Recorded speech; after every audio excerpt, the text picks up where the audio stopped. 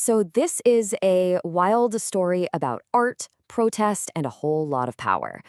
Imagine this. One of the most famous artists in the world, Banksy, puts up a brand new mural on a historic courthouse in London. And then, within days, it's just gone, deliberately destroyed. The real question here isn't just what happened, it's why.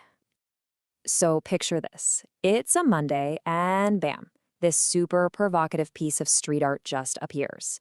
And the location? I mean, come on, it's the iconic Royal Courts of Justice in London. The artist, of course, is the one and only anonymous, super elusive Banksy.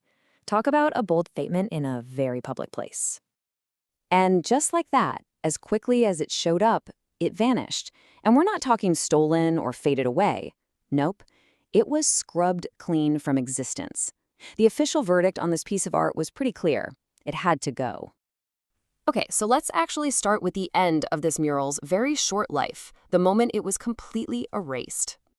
By Wednesday, this was the scene. You have workers literally scrubbing every last trace of the mural off the wall. And get this, security guards are standing there, watching the whole thing. So, this wasn't some random act of cleaning up graffiti. This was an official, totally calculated removal. So what in the world was so controversial that it had to be destroyed that fast? Let's rewind a bit and actually take a look at the artwork itself. This was classic 100% confrontational Banksy. You had a judge, the ultimate symbol of the legal system, decked out in the traditional wig and gown, but instead of banging a gavel on a desk, he's bringing it down on an unarmed protester. The person is lying on the ground, holding a sign splattered with blood. It was a really powerful, unmistakable accusation of violence, painted right onto the side of the House of Justice itself. And, of course, the artist quickly confirmed the work was his. He did it in his usual way, a simple post on Instagram. Now, for anyone who might not know, Banksy has built this massive global reputation for exactly these kinds of surprise attacks, these really sharp critiques of power and politics, all while keeping his own identity a total secret. So you can see how this piece created an immediate conflict, right? You've got this brazen work of protest art versus the very institution it was calling out. I mean, look at the two sides here. On one hand, you have temporary, rebellious art that's literally designed to make you think and get a reaction. On the other hand, you have the Royal Courts of Justice, a 143-year-old pillar of the establishment, protected for its history. This was just a clash of values that apparently could not exist on the same wall. So, how did the authorities respond to having this very public criticism painted right on their own wall? Well, the official reason was pretty straightforward. Court administrators were the ones who gave the order. Their reasoning? The building must maintain its original character. Yeah, no room for interpretation there.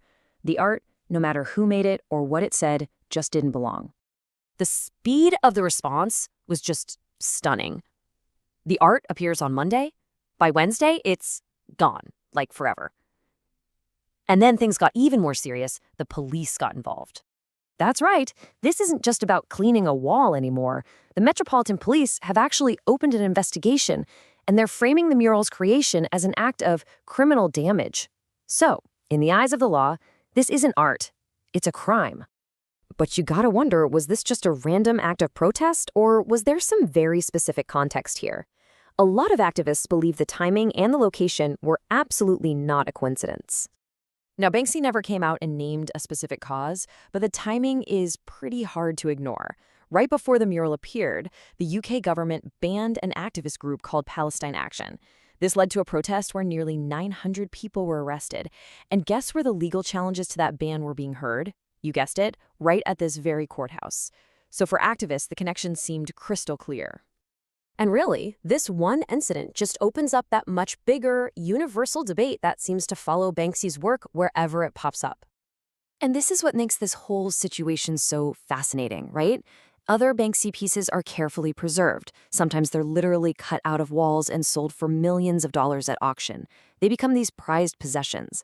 But this one with its direct jab at the justice system, placed on the justice system's own wall, it was just erased. It all really boils down to this, doesn't it? Who gets to decide the fate of public art? And, maybe even more important, at what point does a message become so threatening to an institution that even a multi-million-dollar artwork is treated as nothing more than graffiti that needs to be scrubbed away?